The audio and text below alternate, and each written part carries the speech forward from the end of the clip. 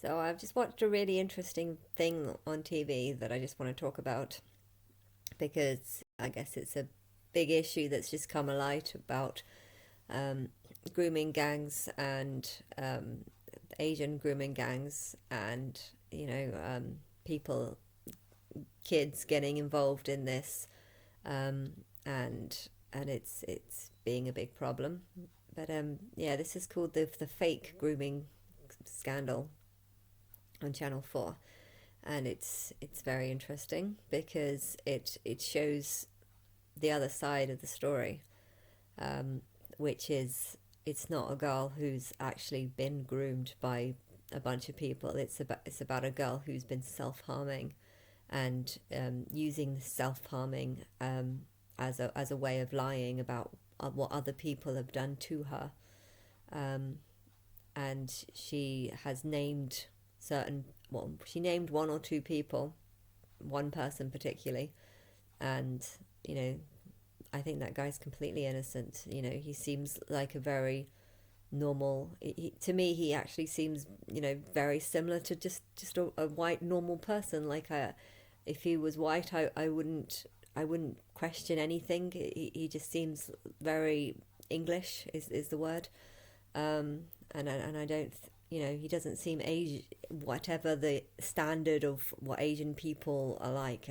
He just seems like just a total normal English person, and to think that you know how someone being accused of of running some sort of scam or operation, sex trafficking operation, and be accused of something just because you're Asian, but by some silly brat that wants to hurt herself and blame others just to get attention.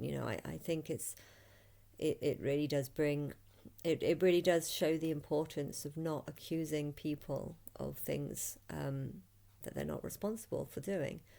You know, the fear that people go through knowing that someone has accused them of something, and that the neighborhood might hate them because they believe the little girl rather than the adult man who's just trying to run a business and doesn't want these little kids pestering, saying lies. And that is the case in this case.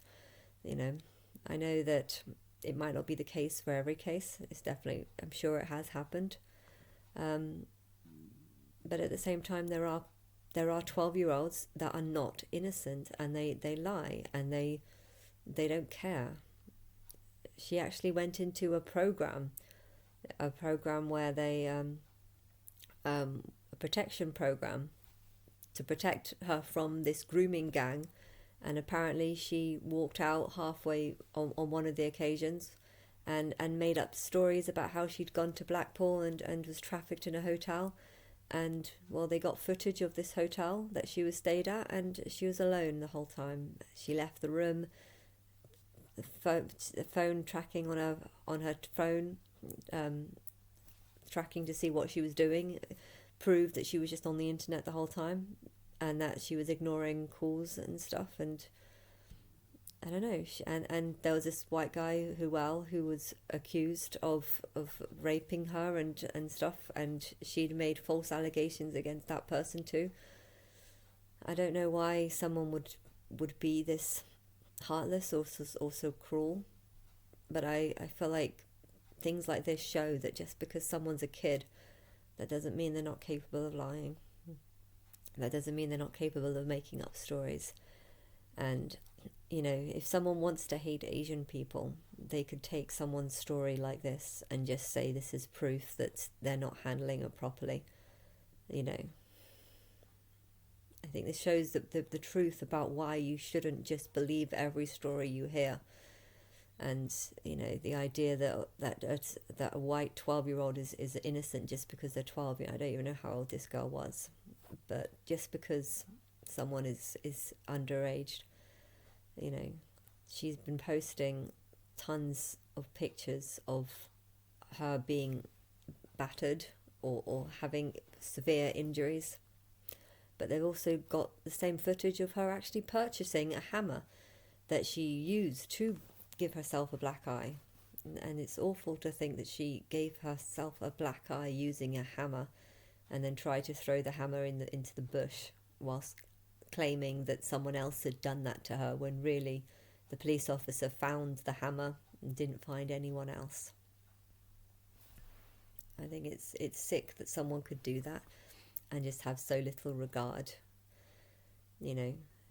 And it's sick to think that that even after a 2-year investigation proved that this girl was lying, once they came out and said that this girl was lying, the public just used that as proof that they weren't investigating it properly. You've come up with a conclusion that we don't agree with, and now we're going to say that this is a false investigation and that you're all covering it up, when really and the lies that people say online, oh, we've heard this isn't the truth, we know the truth, we have evidence. No, you don't. But then again, I know that sometimes it might be the truth. And I think you really need to look at the character of the person making an accusation. If a father is saying that my daughter is being abused by these people, and I went to that house to get information to try and prove this, and the police arrested me for stalking.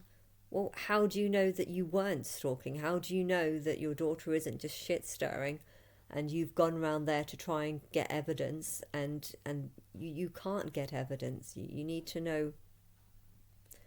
You need to know, like, who's doing it, and if their stories collaborate. When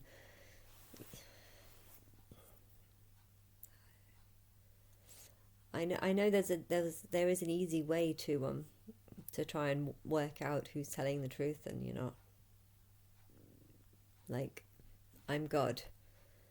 If I announce this, that I am God, I'm going to piss off every single Muslim who believes in God and believes that I'm not God. And I would love to see how many people would come out and attack me and tell me that I need to be burnt alive because of my claim that I'm God when I'm not. I would love to know how many people want to make a post about me being burnt alive, because I think that's when you start seeing people's real character.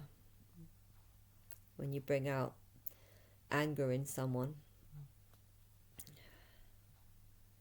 And I think nothing brings out anger worse in people than telling people that I'm their God, but they don't recognize me, they don't know anything about me, and then you'll see who's. I can't help with cases like this. I don't know who's telling the truth and who's not. I don't know how to work out who's telling the truth and who's telling the not. I know if someone starts making lies about certain things, if they've told a lie about how they've left to go somewhere and that they met a group of people, and if every video clip you have of them being alone, that's proof that they are a liar. Now, if they can lie about one thing, then they can lie about anything.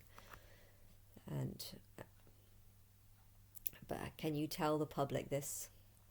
Can you tell, sorry, this 12-year-old is lying. She hit herself in the eye with a hammer. I mean, how many people would even want to believe that? What? A 12-year-old hit herself in the eye with a hammer until it was swollen. I mean, that sounds ridiculous.